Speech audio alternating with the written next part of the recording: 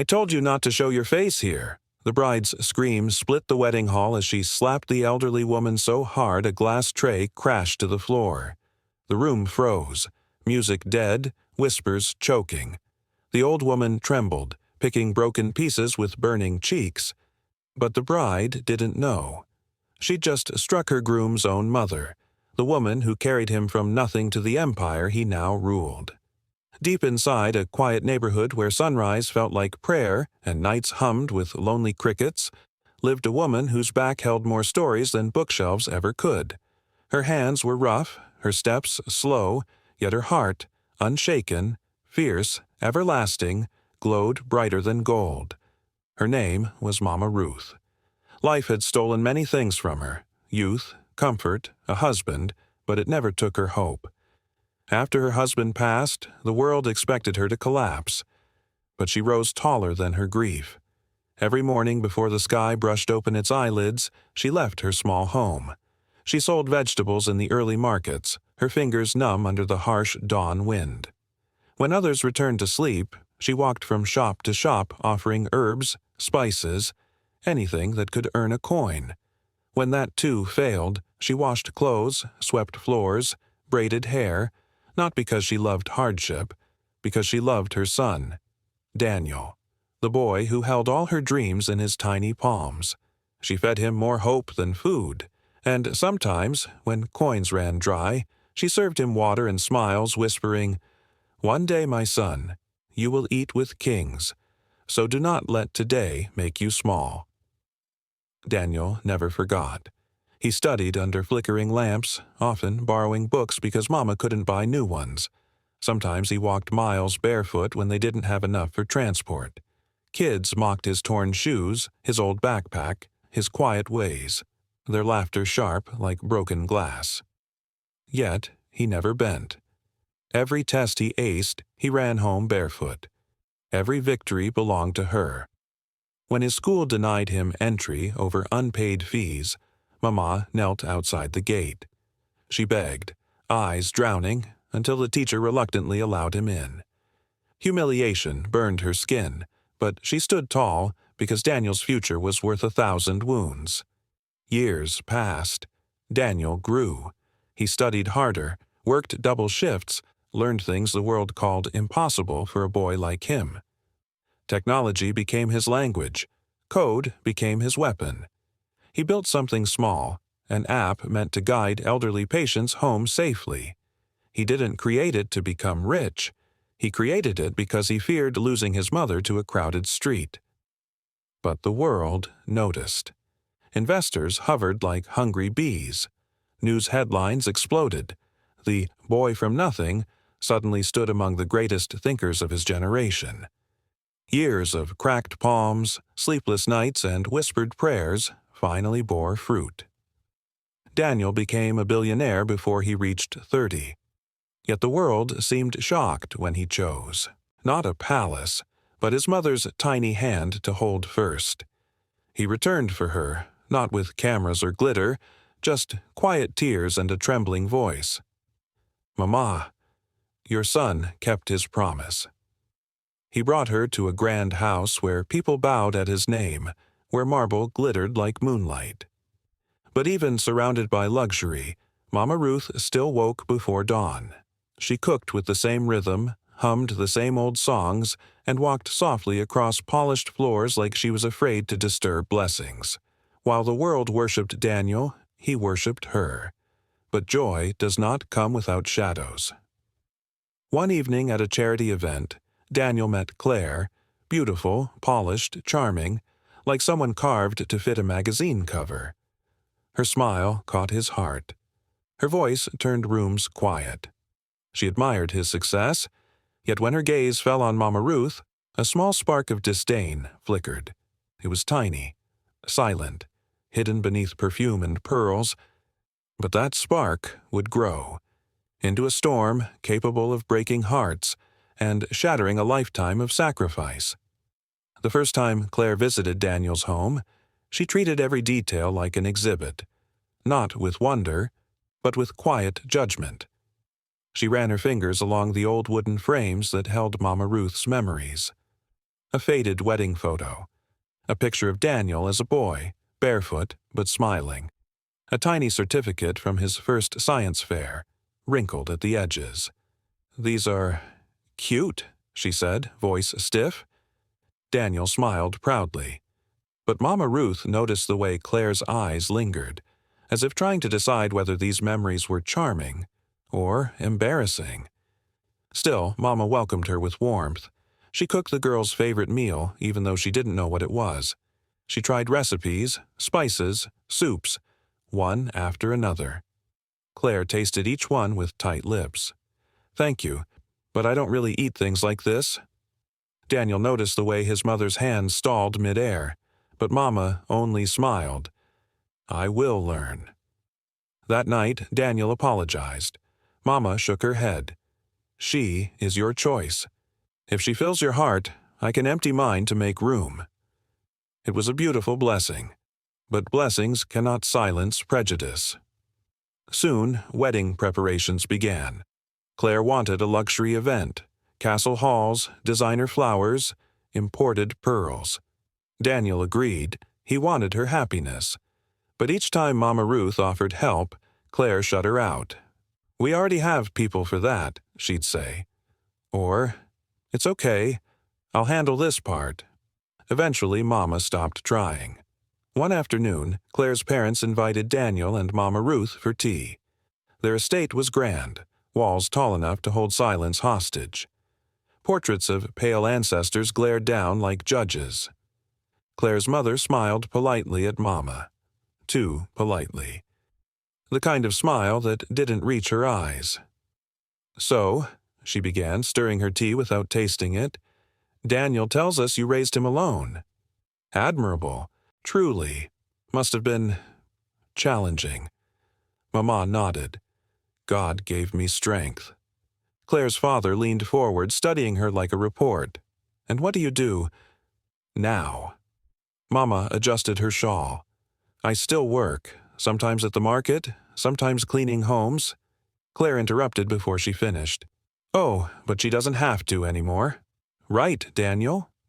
A laugh forced through her teeth. "Well, until she finds a hobby."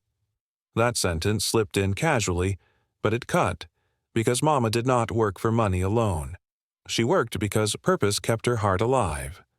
Daniel squeezed her hand under the table, and Mama pretended not to notice. When they left, Claire looped her arm through Daniel's. "You know," she said, "it might be better if she took a smaller role at the wedding. Just the ceremony. It's not really her world. She'll be overwhelmed." Daniel slowed. "She's my mother." "I know," Claire said, brushing his cheek. "But this day is about US. We don't want anything to feel out of place." Out of place? The words followed him home. They sat between him and Mama Ruth at dinner. They echoed as she stitched his tie for the engagement. They burned when she pressed his palm to her cheek before bed. "I do not need a big place," she whispered. "Just a place." Daniel held her. But deep inside, his heart weighed heavy, as if something was slipping away one quiet moment at a time. Because love is not always loud. Sometimes it disappears silently, behind closed doors and polite smiles. The wedding rehearsal arrived like a storm. Bright lights, polished floors, strangers everywhere. Mama Ruth stood near the entrance, clutching a small gift wrapped in careful paper. She wore her best dress, simple, faded, but clean. Her hands shook, not from nerves, but from pride. Her son, Daniel, soon to marry.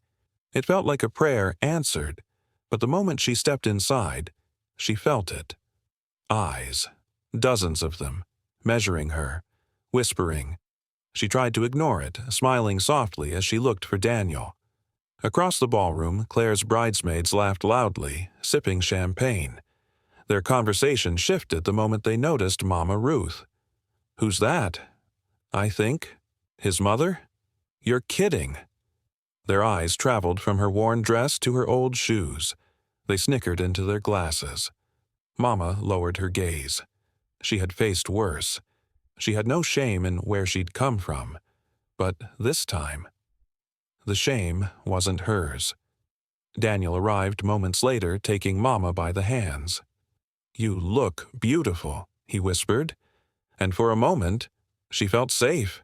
But safety never lasts long where dignity is tested. Claire approached, wrapped in silk and pearls. Her smile was thin, like something painted on. "Oh, you made it," she said, voice bright enough to hide the stiffness beneath. "That's sweet." Mama offered her the small gift. "For your new home," she said gently. "It's not much, but I made it with—" Claire cut her off. "Oh, thank you, but we've already decorated. Very modern, you know." She didn't take the gift right away. She just stared, as if deciding whether touching it might stain her fingers.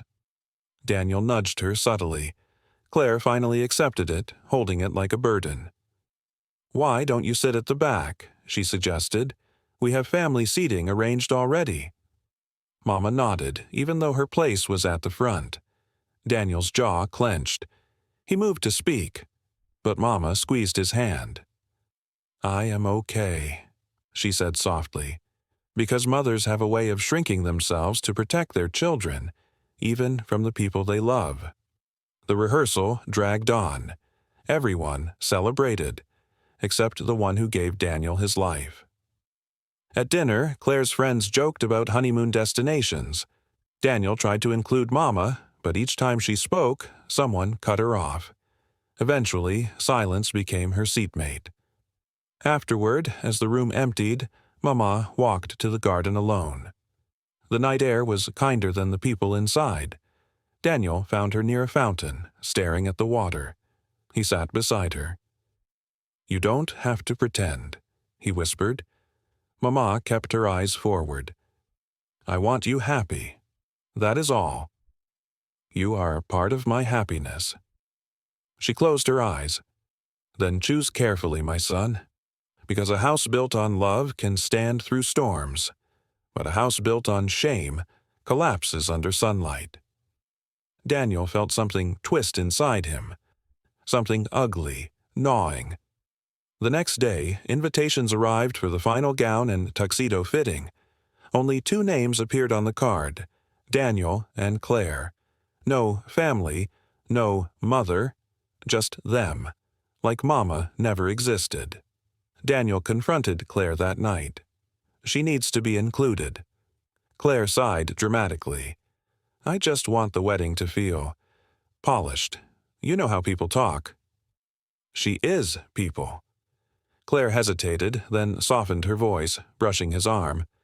"I'm trying, really. Maybe after the wedding, things will settle." Maybe, maybe not. Daniel looked out the window, wondering when happiness began to taste like fear. He didn't know, not yet, that tomorrow's vows would be spoken over shattered glass and broken hearts. The wedding day rose bright and cruel. Sunlight spilled over the cathedral like a blessing, yet inside, something darker waited. Guests arrived dressed in gold and diamonds. Camera flashes burst like tiny stars. Voices rose, praising the grandeur. The flowers imported from Italy, the choir flown from Paris, the marble polished to a mirror. Everything gleamed, except the truth. Mama Ruth stepped quietly through the side entrance, clutching a neatly wrapped box. Her sari-style dress, simple but beautiful, had been pressed 3 times the night before. She'd prayed while smoothing each fold, wishing the day would hold kindness. No escort, no announcement. She walked alone. Inside, she tried to find her seat, but row after row bore unfamiliar names. Seats reserved for distant relatives of the bride, business moguls Daniel hardly knew, influencers invited for shine. Her name wasn't anywhere. A young usher approached, smiling stiffly. "Hi." Vendors enter from the back. Mama offered a gentle nod. "I am the groom's mother." The usher's face changed, confusion, then embarrassment. He murmured an apology and pointed toward the front, but Mama waved it off. I will sit where there is room. She chose a quiet corner beside an elderly couple who greeted her kindly. They asked if she needed water.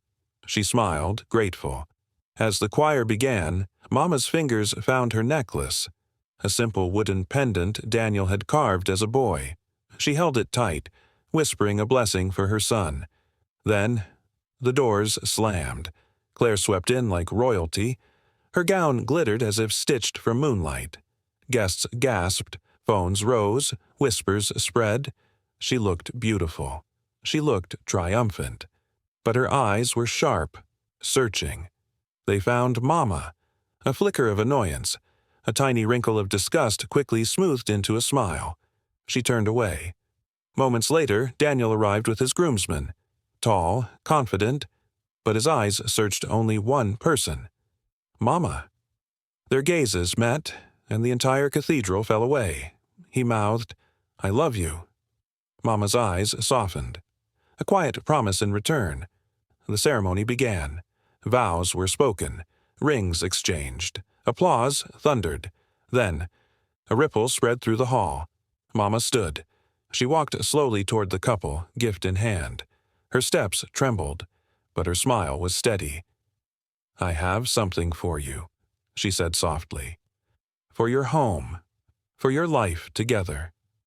She offered the box with both hands, a gesture of blessing. Silence stretched. Claire looked at it, then at Mama, then at the guests. Faces watched, curious, judging. She forced a laugh. "Oh, this again?" Whispers. Claire lifted the box, 2 fingers only, as though touching it might infect her. She turned to her friend. "We don't need this. Junk." And she dropped it. Gasps stabbed the room. The box struck the floor. The lid burst open, revealing a hand-woven mat Mama had made from pieces of Daniel's childhood clothes. A relic of love. Years of memories, now scattered like trash. Mama bent quickly, gathering the pieces with shaking hands. Claire shoved her arm. "I told you not to make a scene. You never listen." Her hand cracked through the air. Slap. The sound split the cathedral. Silence collapsed. Mama froze. Her cheek burned. Her eyes shimmered. The room went still. Claire hissed, "Get out before I have someone drag you out," the crowd whispered. Some horrified, others entertained. Mama whispered, "I am sorry. I meant only love." She reached again for the scattered cloth. But someone else reached first. A trembling hand closing over her own. Daniel. His face was white-hot fury, tears threatening. The groom, the billionaire, the boy she raised from dust. His voice shook the hall. "That is my mother." The world stopped breathing. For a heartbeat, no one moved. The choir stood frozen mid-breath. Violins hung silent. The priest lowered his gaze. Daniel's words echoed through the cathedral, heavy and sharp. "That is my mother." Gasps rippled. Some hands flew to mouths. Others gripped chairs. Even the flowers seemed to wilt under the weight of shame. Claire staggered back, face draining of color. I didn't. She was making a scene." Daniel stepped between them, shielding Mama Ruth with his body. His eyes, once gentle, now burned with a decade of swallowed pain. "You slapped her." His voice trembled. "You humiliated her, at my wedding." Claire's father rushed forward, hands raised. "There's been a misunderstanding. Your mother looked like—" "Like what?" Daniel snapped. "Like someone beneath you?" Silence. Choking. Guests shifted uncomfortably. Some lowered their eyes. Some watched like it was a show. Mama Ruth touched Daniel's arm. "Please," she whispered, "not here." But Daniel's fury refused to settle. He lifted the shattered pieces of the woven cloth, tiny patches sewn from his childhood shirts, jackets, uniforms. He held them like broken bones. "I wore these when we had nothing," he said softly. "She kept every thread, every memory. She made this for us, His voice cracked. "For our home." Claire's brows knit, annoyance, not remorse. "I told you, Daniel, I want a modern house, not sentimental garbage." Mama flinched as though struck again. Daniel stared at Claire, searching for the woman he thought he loved, but finding only a stranger wearing her face. The priest cleared his throat. "Son, perhaps we should move this." "No." Daniel didn't look away from Claire. "This is where it happened. This is where it's answered." A murmur spread. Should the wedding stop? Should someone call security? Should someone help the old woman? No one moved. Claire's mother stepped forward. "Daniel, you must understand. Certain traditions don't belong in this setting. We were only trying to maintain dignity." "Dignity?" He laughed, broken. "My mother worked so I could stand here. She bled so I could have choices.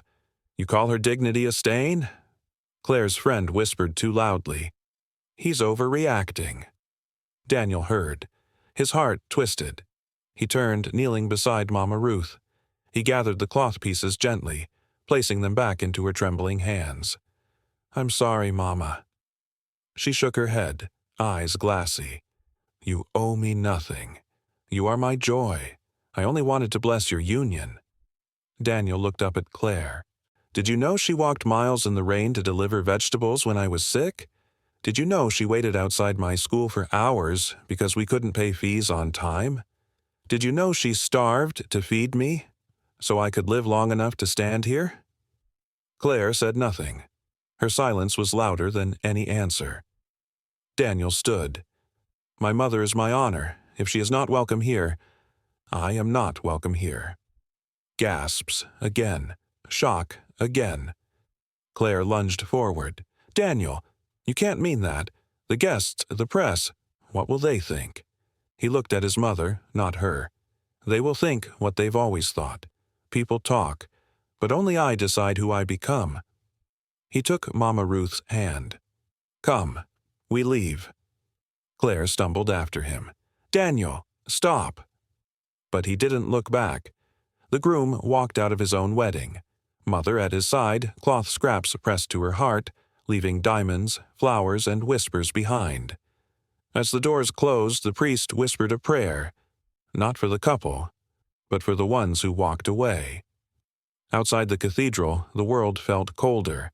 The grand doors shut behind them with a final, echoing thud, like the end of a chapter no one saw coming. Paparazzi, who had waited for glamorous wedding photos, snapped frantically as Daniel guided his mother down the steps. Flashes exploded. Not for a bride and groom, but for a mother with trembling hands and a son with fire in his eyes. Reporters shouted over one another. "Why did you leave? What happened inside? Is the wedding canceled?"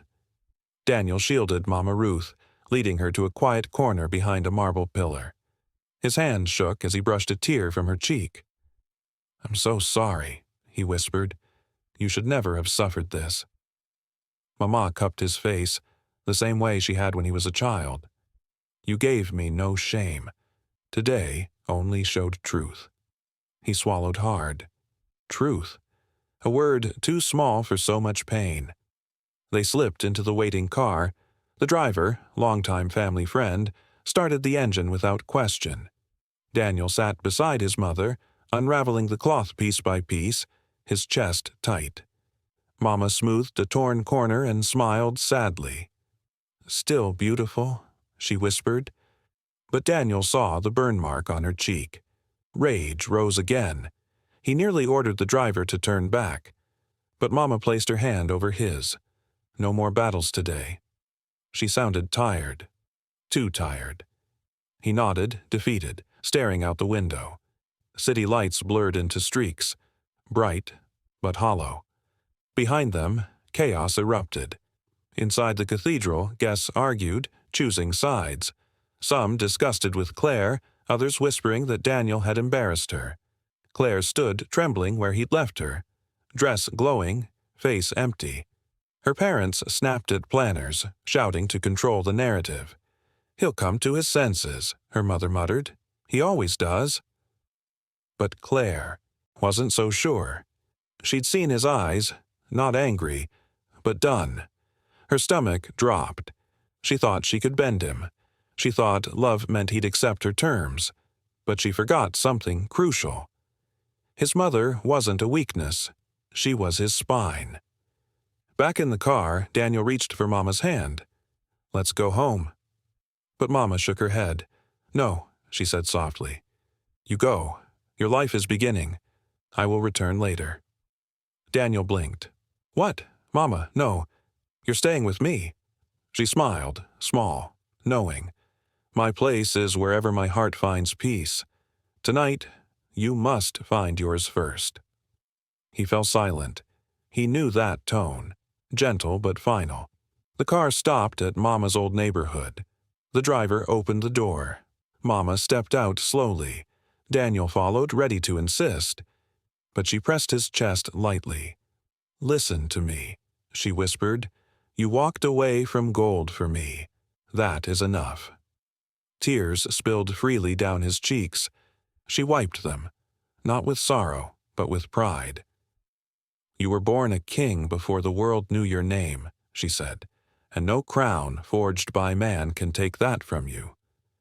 She kissed his forehead, the same way she did when he was a child running barefoot. "Go," she whispered. "Rest. Tomorrow we take steps again." Daniel hesitated, then nodded, swallowing his grief. Before leaving, he took one last look at the woman who had built him with prayers and hunger. She stood tall under the street lamp, small, yet infinite. He didn't know that this would be the last night he saw her alive, because tragedy does not knock. It slips quietly into the dark, waiting for dawn to reveal what it has taken.